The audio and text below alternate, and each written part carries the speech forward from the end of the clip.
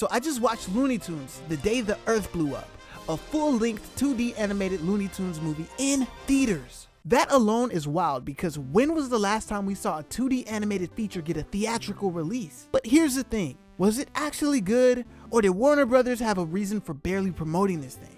Let's talk about it. Right off the bat, the animation is solid. It's not some outdated, stiff attempt at recreating the past. It's modern, but still very much 2D, and it feels faithful to that classic Looney Tunes style. The character designs are on point, especially if you're a fan of the Bob Clampett era. And while there is a tiny bit of CGI, it's barely noticeable unless you work in animation. There were some really standout moments, especially in the close-ups and the wide shots. The way they used space was actually pretty unique. Sometimes, characters would be off-center, letting the background dominate the entire frame, which is kind of rare in animated movies. It gave the film a more stylized, artsy feel at times. Now let's talk about the humor because it's Looney Tunes, right? Slapstick is here in full force, and for the most part, it works. There are some genuinely funny moments, but a few jokes did feel a little forced.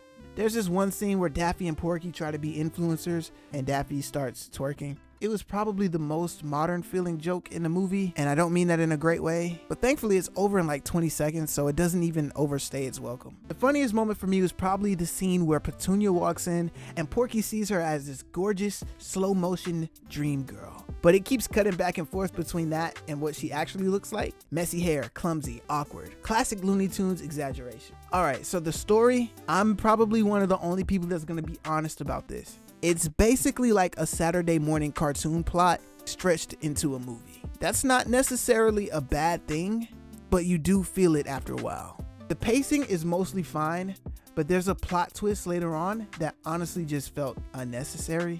It made the first conflict feel kind of pointless, and by the end I was kind of just thinking, okay, let's wrap this up. There's also a whole sequence where they do this little animation with music playing in the background during the push the button and pull the crank scene. Even though it was cool, it also kind of just felt like filler. And I don't even think the movie needed filler because it felt like it was kind of going on too long anyway. Now, as far as characters go, the only classic Looney Tunes characters in the movie are Daffy, Porky, and Petunia. And I gotta say, Eric Bauza did his thing as both Daffy and Porky.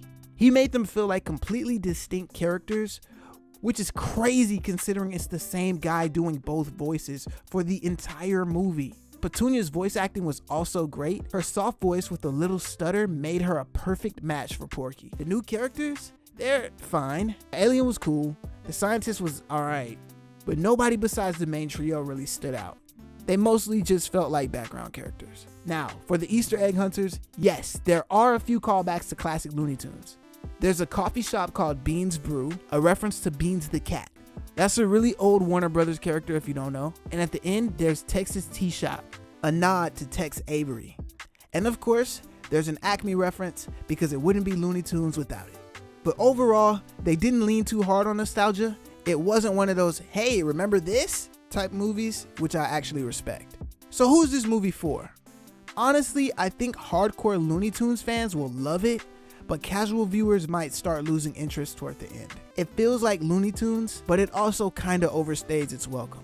I don't know if it's because I've never really watched Looney Tunes in large doses. I'd watch SpongeBob, Billy and Mandy, and Chowder for hours, but Looney Tunes, I watch a few shorts and then move on. So maybe it's just me, but stretching it into a full movie just didn't seem like the best idea. Now here's where things get a little weird.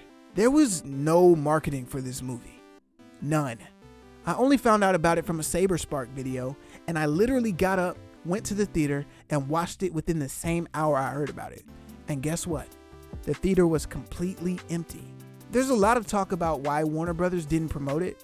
Some people say they're sabotaging the movie because it was distributed by an indie company called Ketchup, and Warner just doesn't respect these characters anymore. But there's other people saying that the movie just wasn't good enough and Warner was smart to distance themselves. Personally, I don't think it was a bad movie. I think it could have been a really cool experience for a lot of people, but since it wasn't handled properly, this might be the last time a studio takes a chance on 2D animation for a while.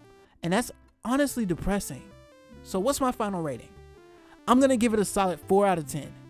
The animation is great, the voice acting is top tier, and it has some really fun moments, but the writing, pacing, and lack of real energy hold it back from being a generational movie. but it is genuinely worth watching. And even if you're not a super huge Looney Tunes fan, the industry really needs you to go and watch this movie to show the major studios that 2D animation is still worth their time. It is worth watching, but mostly because I feel like we need to support 2D animation if we ever want to see it in theaters again. Even with all its flaws, I still take this over another live action / CGI Looney Tunes movie. Oh, and by the way, me and YouTube think that you'll like this video, so click it and see if we're right, but that's just my take. Did you see The Day the Earth Blew Up? Probably not, because it wasn't marketed properly. But if you did, what did you think?